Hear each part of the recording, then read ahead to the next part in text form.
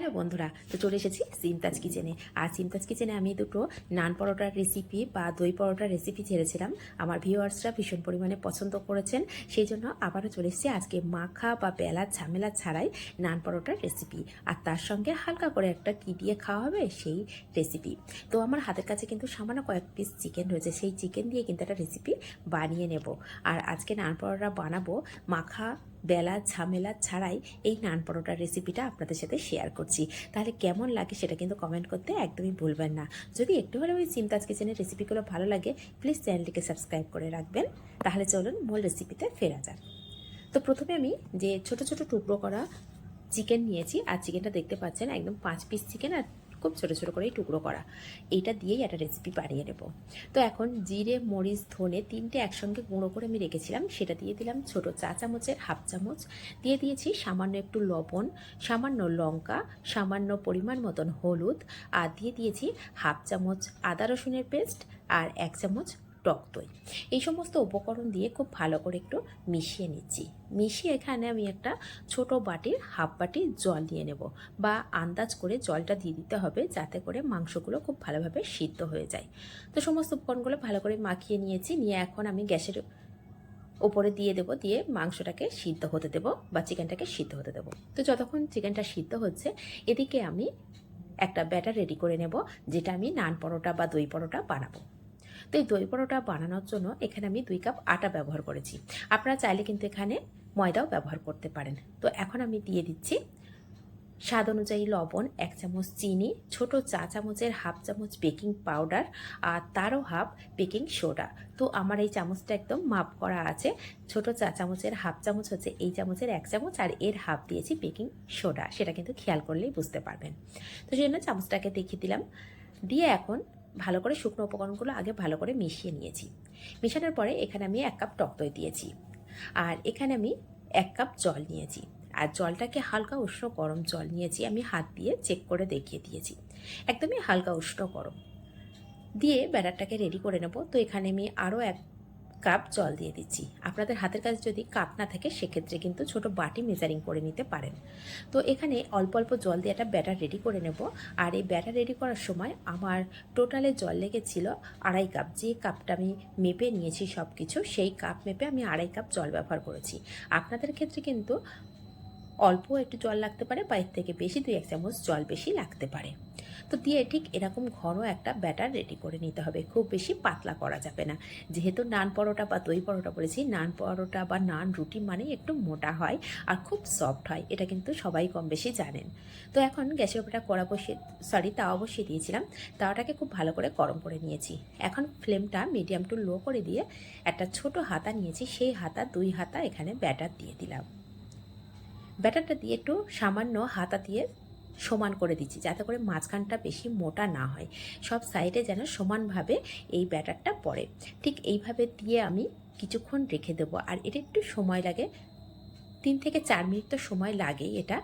তো একটা সাইড যখন হয়ে যাবে, তখন কিভাবে বুঝবো? ওপরের দিকটা না একদম শুকনো হয়ে যাবে, তখনই আমরা বুঝতে পারবো যে নিচের দিকটা কিন্তু একদম পারফেক্টভাবে হয়ে গেছে। আর ওপর থেকে ঠিক এইভাবে একটু সামান্য তেল ছড়িয়ে দিচ্ছি, যেহেতু আমি পরোটা বানাচ্ছি। আপনারা যদি এটা নান রুটি বা দই রুটি বানাতে চান, সেক্ষেত্রে কিন্তু তেলটা ব্যবহার নাও করতে পারেন। এরকম একটা ননস্টিক প্যান নিলেই কিন্তু খুব সহজভাবে উঠে যাবে।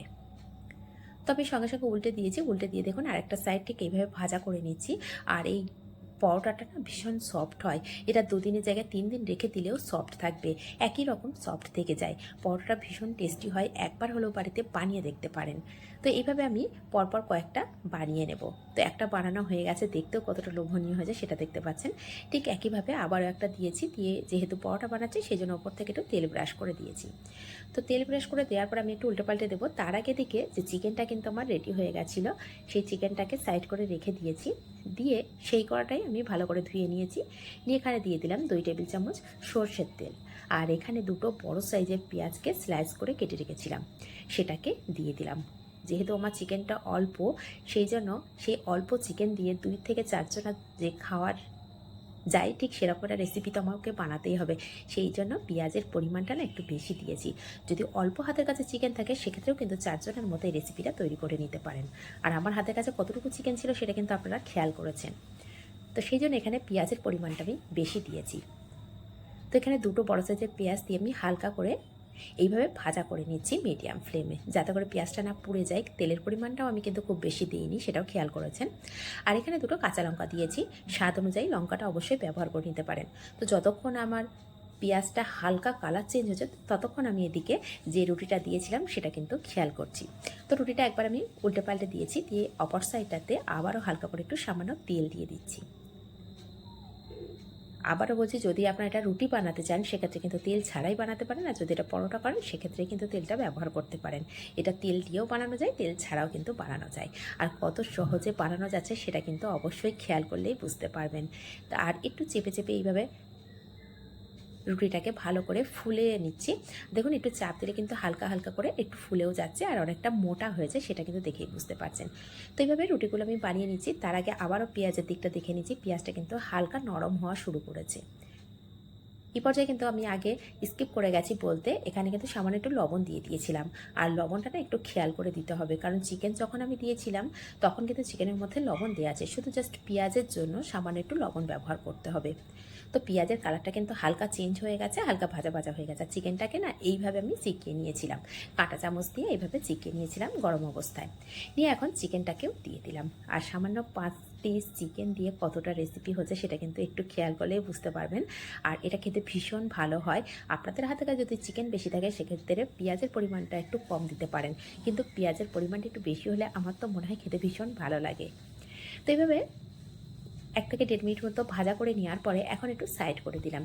দিয়ে এখানে আবারও ছোটো চা চামচের 1 চামচ তেল দিয়ে দিয়েছি। দিয়ে এখানে হাফ চামচ আদা রসুনের পেস্ট দিয়েছি। আর এই পেস্টটা কিন্তু আগে দেওয়া ছিল, তারপরেও এখন দিলাম কেন, এই ফ্লেভারটা আরও একটা সুন্দর আসে, সেই জন্য একবার হলেও দিয়ে দেখতে পারেন। এই কাঁচা গন্ধটা যখন চলে যাবে না, ঠিক সেই পর্যায়ে এই চিকেনের সাথে পেঁয়াজের সাথে আদা রসুনটা যখন ভালো করে মেশানো হবে একটা সুন্দর গন্ধ আসবে। আর এখন দিয়ে দিলাম ছোটো চা চামচের হাফ চামচ বিরিয়ানির মশলা। এটা দেওয়ার পরে না একটা কাবাবের মতো টেস্ট আসে। একবার হলেও এইভাবে খুব সহজভাবে বাড়িতে বানিয়ে দেখতে পারেন। আর কাবাবের টেস্টটা যাতে আর সেন্ট যাতে আরও সুন্দর আসে, টেস্ট তো এসেই গেছে, কিন্তু তার জন্য আরও দরকার একটা সেন্ট।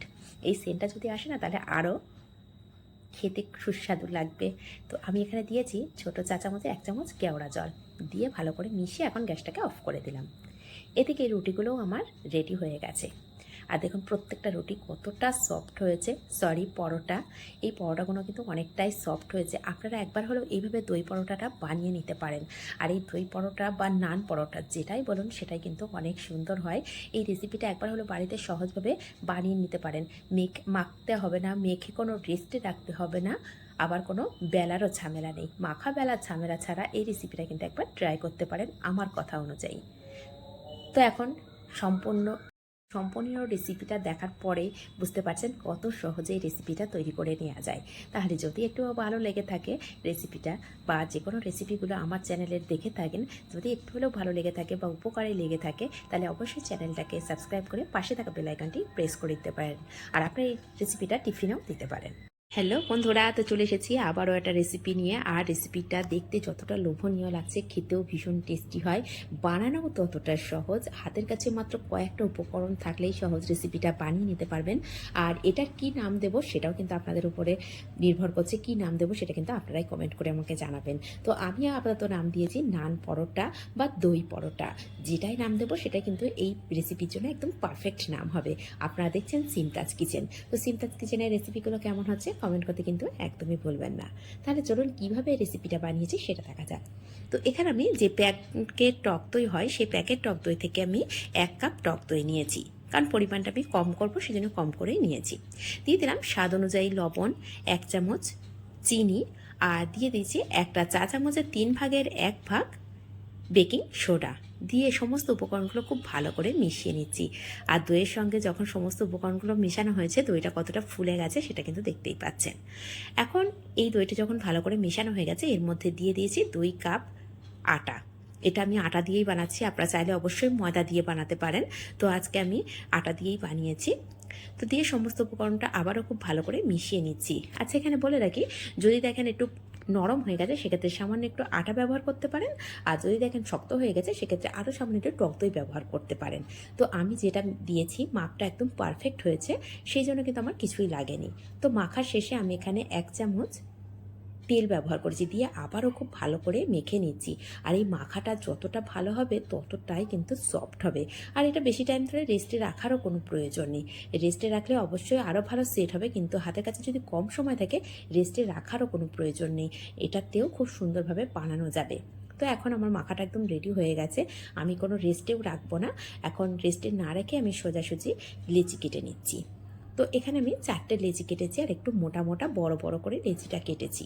পরোটা যে সাইজের হয় সেই সাইজের আমি লেচিটা কেটে নিয়েছি। এখন এদিকে একটা গ্লু রেডি করে নেবো। তার জন্য এখানে আমি 2 টেবিল চামচ তেল নিয়ে নিয়েছি, আর যে কোনো তেল নিতে পারেন সর্ষের তেলটা বাদ দিয়ে। আর এখানে 2 চামচ আমি এখানে নিয়েছি আটা। সমস্তটাই আমি আটা দিয়ে বানিয়েছি যেহেতু, সেই জন্য আটা দিয়ে একটা গ্লু রেডি করে সাইড করে রেখে দিয়েছি। আর এদিকে যে লেচি কেটে রেখেছিলাম না, সেখান থেকে একটা লেচি নিয়ে নিলাম, নিয়ে সামান্য আটা দিয়ে আবারও বেলে নেব।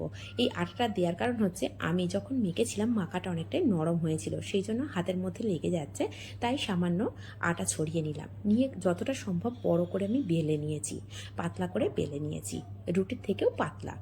এখন যে গ্লুটা রেডি করে রেখেছিলাম না, সেই গ্লুটা অল্প অল্প করে সমস্ত জায়গায় দিয়ে দিচ্ছি। আর গ্লুটা খেয়াল করবেন যেন প্রত্যেক জায়গায় সমানভাবে লেগে যায়, তাহলে কী হবে, লেয়ারটা খুব সুন্দর আসবে। এইভাবে দিয়ে একদম সহজভাবে রোল করে নিলাম, নিয়ে এইভাবে বন্ধ করছি। এটা তো বলে বোঝানো যাবে না, একটু দেখে নিতে হবে কতটা সহজভাবে বানিয়েছি।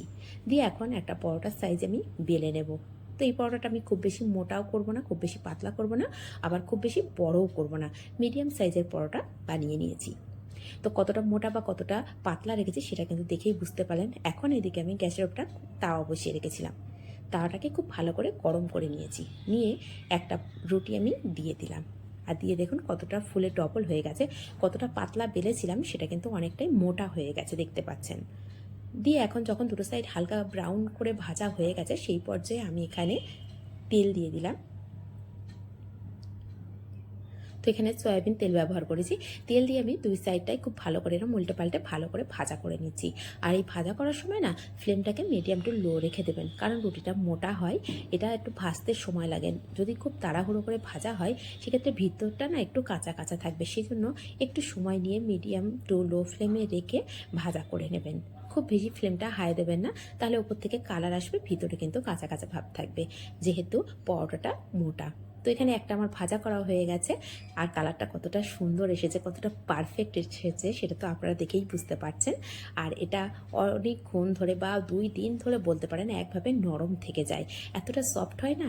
একবার হলেও বাড়িতে বানিয়ে দেখতে পারেন, যদি এইভাবে বানান কমেন্ট করতে কিন্তু একদমই ভুলবেন না।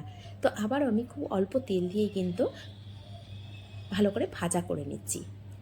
আর এটা হয়তো যেমন লুচি ফুলে যায় বা পরোটা ফুলে যায় সেইভাবে ফুলছে না, কারণ এর যে লেয়ারটা আছে না সেটা ফেটে ফেটে যাচ্ছে, সেই জন্য খুব ভালো করে ফুলে যাচ্ছে না। তো এইভাবে সমস্ত সাইডটাই আমি ভালো করে তেল দিয়ে ভাজা ভাজা করে নিচ্ছি। আর দেখুন লেয়ারগুলো এখনই কিন্তু বুঝে যাচ্ছে। এটা ঠান্ডা হলে আমি একটা তো অবশ্যই হাতে করে নিয়ে আপনাদেরকে দেখিয়ে দেবো, আপনাদের বোঝানোর সুবিধার্থে। তো দেখুন এটা ফুলে যাচ্ছে, তার মাঝখান থেকে যে সাইডে যে লেয়ারগুলো আছে সেগুলো ফেটে যাচ্ছে, সেই জন্য কিন্তু একদম ফুলে ব্যাগের মতন হচ্ছে না। তো এভাবে সমস্ত রুটিটাই আমি ভাজা করে নেব।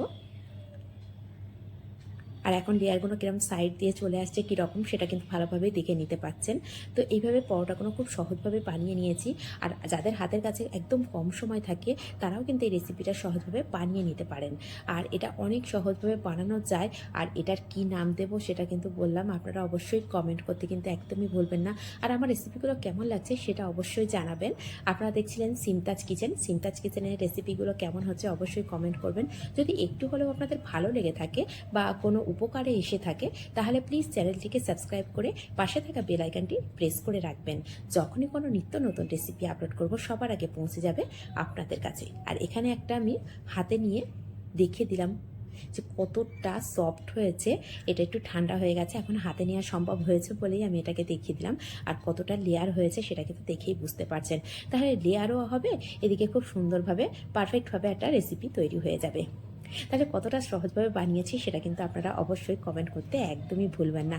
রেসিপিগুলো কেমন হচ্ছে সিমতাজ কিচেনের সেটা তো অবশ্যই জানাবেন। আর পরোটা রেসিপিটা তো দেখলেন অবশ্যই যে কতটা সহজভাবে বানিয়েছি।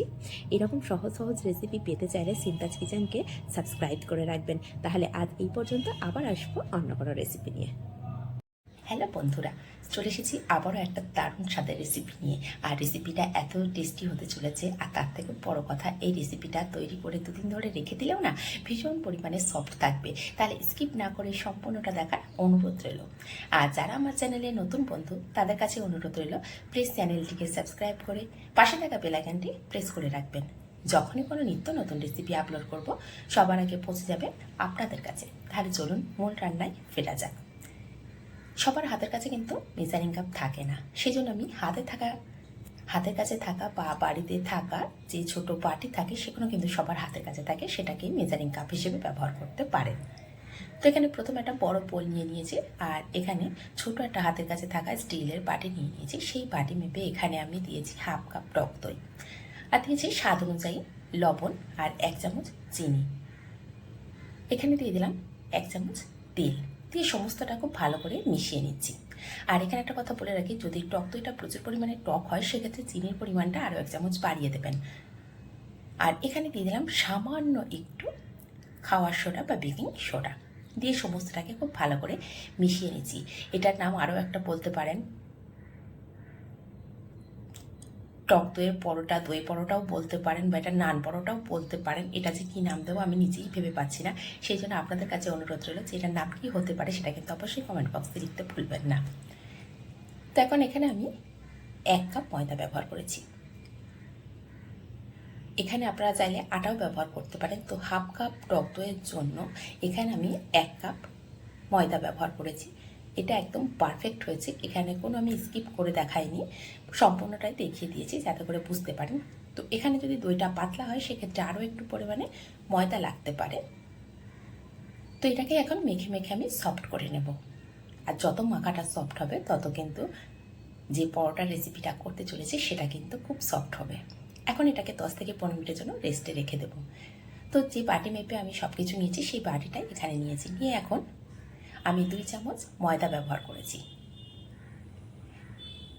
2 চামচ ময়দার জন্য এখানে আমি 2 চামচ তেল ব্যবহার করেছি। আর এটা রান্নার যে কোনো তেল হলেই হবে, তবে সর্ষের তেলটা দেবেন না, এতে করে একটা ফ্লেভার চলে আসবে। তো এখানে ভালো করে মিশিয়ে নেওয়ার পরে দেখলাম ময়দাটা একটু শক্ত মতো আছে, সেই জন্য এখানে আরও 1 চামচ আমি তেল ব্যবহার করেছি। করে দেখুন এইরকম একটা গ্লু রেডি করে নিয়েছি, নিয়ে এটাকে সাইড করে রেখে দেবো। আর এদিকে আমার 15 মিনিট হয়ে গেছে, আর আগের থেকে কিন্তু আটাটা অনেকটাই সেট হয়ে গেছে, বা আগের থেকে অনেকটা সফট হয়েও গেছে। এখন এটাকে আবারও খুব ভালো করে হাত দিয়ে একটু মিশিয়ে নেব। আর এই মাখানোর কাজটা যত ভালো হবে, যত সফট হবে না, এই পরোটা 2 থেকে 3 দিন একদম সফট থেকে যাবে। তো এখানে আমি যে পরিমাণে ময়দা নিয়েছিলাম এটা থেকে আমি 1 কাপ ময়দা নিয়েছিলাম, সেটা থেকে 3টে আমার এখানে লেচি হয়েছে। আর যেহেতু পরোটা বানাবো সেই জন্য একটু বড় করে লেচিটা কেটে নিয়েছি, সেটা খেয়াল করলে দেখতে পাচ্ছেন। তো এখন আমি যে চাটু নিয়েছি আর এখানে একটা বেলুন নিয়েছি, নিয়ে আমি ভালো করে একটু তেল লাগিয়ে নিয়েছি, নিয়ে এইভাবে করে একদম বড় করে পাতলা করে বেলে নেব। তো প্রথমে একটু উল্টোপাল্টা করে এইভাবে বেলে নিয়েছি, নিয়ে এখন দেখুন একভাবে রেখে দিয়েছি, দিয়ে সেট করে চাটুটাকেই আমি ঘুরিয়ে ঘুরিয়ে বেলে নিয়েছি। আর কতটা পাতলা নিয়েছি সেটা তো দেখেই বুঝতে পারছেন। এখন যে গুলোটা আগে থেকে রেডি করে রেখেছিলাম না, সেই গুলোটাকে নিয়ে সম্পূর্ণ রুটির মধ্যে ভালো করে দিয়ে দেব। এতে করে কী হবে, ভীষণ সুন্দর একটা লেয়ার চলে আসবে। একবার হলো বাড়িতে কিন্তু এভাবে বানিয়ে দেখতে পারেন, যে রেসিপিটা এত টেস্টি। সবাই তো নান রুটি খেয়েছেন, কিন্তু নান পরোটা এইভাবে একবার হলেও বাড়িতে বানিয়ে দেখতে পারেন, যেটা কতটা টেস্টি হয়। তো এইভাবে আমি কেটে নিচ্ছি, আর কাটাটাকেও দেখতে পাচ্ছেন কিভাবে কেটেছি, একটু পিৎজা আকারে কেটেছি, আর এইভাবেই কেটে নেবেন। আর এখানে বলে রাখি, এই পরোটাগুলো না একদমই ফুলবে না, তার জন্য কোনো অসুবিধা নেই যে ফুলছে না বলেই সফট হবে না, সেটা কিন্তু একদমই না, এটা এমনি সফট হবে। কারণ লেয়ারটা এমনভাবে দেওয়া, ভিতরে যে হাওয়াটা বা বাতাসটা থাকবে সেটা কিন্তু এমনি পার হয়ে যায়, যেহেতু খুব সুন্দরভাবে কিন্তু এটা বন্ধ হচ্ছে না, সেই জন্য এটা খুব ভালো করে ফুলে যায় না। তো কিভাবে বন্ধ করেছি কথায় কথায় কিন্তু দেখিয়ে দিয়েছি, আবারও দেখিয়ে দেবো। দিয়ে এখন আবার একটা মোটা করে পরোটার মতো করে বেলে নিয়েছি। তো তো বেলাটা আমার কমপ্লিট হয়ে গেছে। গ্যাসের ওপর একটা তাওয়া বসিয়ে দিয়েছিলাম, তাওয়াটাকেও ভালো করে গরম করে নিয়েছি। নিয়ে এখন একটা পরোটা দিয়ে দিচ্ছি। দিয়ে যখন একটা সাইড হালকা করে একটু লাল হয়ে যাবে না, ঠিক সেই পর্যায়ে আমি একটু উল্টে পাল্টে দেবো, দিয়ে আরও একটা সাইড লাল লাল করে ভাজা করে নেব। আর এই সময় ফ্লেমটা একদম মিডিয়াম টু লো রেখে দিতে হবে, কারণ পরোটাটা একটু মোটা করেই বেলেছি আর এটা অনেকটাই ফুলে যাবে, যেহেতু এর মধ্যে টক দই আর খাওয়ার সোডা দেওয়া আছে, সেই জন্য কিন্তু একটু ফুলে যাবে বা মোটা হয়ে যাবে। সেটা আগের থেকে দেখেই বুঝতে পারছেন যখন আমি দিয়েছিলাম তাওয়ার মধ্যে, আর এখন কিন্তু একটু মোটা ভাব চলে এসেছে। সেই জন্য বলছি, এটাকে নান পরোটা বলবো না দই পরোটা বলবো, কি নাম দেওয়া যায় এটা কিন্তু অবশ্যই কমেন্ট বক্সে লিখতে ভুলবেন না। তো দেখুন দুটো সাইড যখন হালকা করে লাল হয়ে গেছে, ঠিক সেই পর্যায়ে আমি অল্প অল্প পরিমাণে তেল দিয়ে দিচ্ছি। তেল দিয়ে এটাকে ভালো করে ভাজা করে নিচ্ছি। আর খেয়াল করে রাখবেন যেন খুব বেশি ফ্লেমটা বাড়ানো না থাকে, তাহলে কিন্তু ভিতরে কাঁচা থাকতে পারে, যেহেতু এটা মোটা হয়েছে অনেকটাই। সেই জন্য একটু খেয়াল করে একটু মিডিয়াম টু লো ফ্লেমে রেখেই ভাজা করতে হবে। আর কালারটা দেখুন কত সুন্দর হয়েছে, আর দেখতেও ভীষণ সুন্দর হয়েছে, আর খেতেও ভীষণ সুন্দর হয়। একবার হলেও বাড়িতে বানিয়ে দেখতে পারেন। আর এটা 2 থেকে 3 দিন রাখার কোনো প্রয়োজন নেই, একদিনই যখন বানাবেন তখনই এতটাই টেস্ট হয় না, সবাই কিন্তু সঙ্গে সঙ্গে শেষ করে দেবে। তো আরও একটা আমি বলেছিলাম কিভাবে আমি পরোটাটা রেডি করেছি সেটা দেখিয়ে দেবো। তো এইভাবে কেটে নিচ্ছি পিৎজার মতো করে, আর একটার উপরে একটা লেয়ার আমি দিয়ে নিচ্ছি। আর নিয়ে এইভাবেই বেলে নিতে পারেন, কোনো অসুবিধা নেই। প্রথমটা আমি একটু হাত দিয়ে গোল করে নিয়েছিলাম, তাতে কোনো লাভ হয়নি যে খুব ভালো ফুলে যায়, সেটা কিন্তু হয়নি। সেই জন্য আমি দ্বিতীয়টাকেও দেখিয়ে দিলাম, এটা তো ফুলবে না আমি জানি, সেই জন্যই আমি এইভাবে করে বেলে নিয়েছি। নিয়ে একইভাবেই উল্টে পাল্টে দিয়ে আমি ভাজা করে নিয়েছি। নিয়ে এইভাবে তেল দিয়ে ভালো করে ভাজা করে নিচ্ছি। তাহলে রেসিপিগুলো কেমন লাগছে অবশ্যই কমেন্ট করতে কিন্তু একদমই ভুলবেন না। আর আপনারা দেখছেন সিমতাজ কিচেন। সিমতাজ কিচেনের রেসিপিগুলো কেমন হচ্ছে অবশ্যই কমেন্ট করতে ভুলবেন না। যদি ভালো লেগে থাকে তাহলে অবশ্যই চ্যানেলটিকে সাবস্ক্রাইব করে পাশে থাকা বেল আইকনটি প্রেস করে রাখবেন। যখনই কোনো নিত্য নতুন রেসিপি আপলোড করব সবার আগে পৌঁছে যাবে আপনাদের কাছে। তাহলে রেসিপিটা কতটা সফট আর কতটা সুন্দরভাবে হচ্ছে সেটা কিন্তু দেখেই বুঝতে পারছেন। আর এটা অনেকটা ঠান্ডা হয়ে গেছে বলে এখন আমি হাত দিয়ে একটু, তো হালকা যখন ঠান্ডা হয়ে যাবে না, 2 হাত দিয়ে এইভাবে একটু চেপে চেপে পরোটাটা দেখবেন অনেকটাই নরম হয়ে যাবে। এইভাবে রেখে দেবেন। দেখুন এইভাবে 2 রকম একদম আমি হাতের মুঠোর মধ্যে নিয়ে নিচ্ছি। এটা তো আর বলে বোঝানো যাচ্ছে না, কীভাবে নিচ্ছি সেটাও দেখিয়ে দিচ্ছি। তো এইভাবে নেবেন, এতে করে পরোটাটা না দীর্ঘ সময় ধরে একদম নরম থাকবে। আর কতটা সফট হয়েছে সেটা তো দেখে আর বলার কিছুই নেই, সেটা তো দেখেই বুঝতে পারছেন। তো এইভাবে সমস্ত পরোটাটা কিন্তু ভাজা করে রেডি করে নিতে হবে। আর এরকমভাবে রাখার জন্য না পরোটাটা অনেকটাই সফট হয়ে গেছে। আর দেখুন অনেকটা সেই ছেঁড়া পরোটা যেমন হয় ঠিক সেরকমও দেখতে লাগছে। দুই হাতের মধ্যে করে নেওয়ার পরে কিন্তু একদম ছেঁড়া পরোটা যেমন হয় ঠিক সেরকম দেখতে লাগছে। এটা যে কী নাম দেবো না আমি নিজেও ভেবে পাচ্ছি না। সেই জন্য একবার হলেও আপনারা কিন্তু কমেন্ট করে লিখে দিতে পারেন যে এটা কী নাম দেওয়া যায়, কারণ রেসিপিটা ভীষণ সুন্দর হয়েছে আর ভীষণ টেস্টি হয়েছে। হঠাৎ করে মনে হলো বানিয়ে নিলাম, যে রেসিপিটার কী নাম দেবো না সেটা বুঝে উঠতে পারছি না। আজ অনেক কদিন হয়ে গেছে বানিয়েছি, কিন্তু ঠিকভাবে ছাড়া হচ্ছে না ভিডিওটা। তাহলে আজ এই পর্যন্ত, ধন্যবাদ।